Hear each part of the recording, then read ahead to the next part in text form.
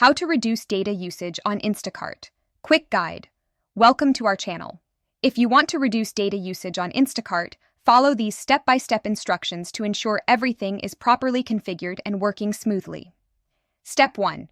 Open your web browser or mobile app and navigate to the main platform or service page. Log in with your account credentials if required. Step 2. Click on your profile icon or menu button, usually located in the top right corner of the page, and select Settings or Account Management from the drop-down menu. Step 3.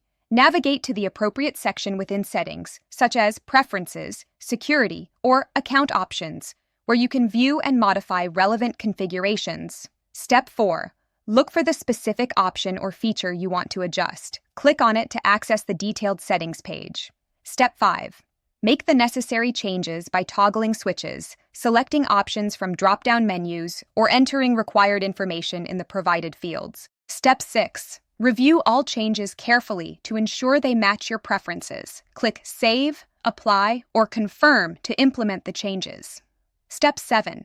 Check your email or notification center for a confirmation message verifying that your changes have been successfully applied. Keep this for your records. Don't forget to like this video and subscribe to our channel.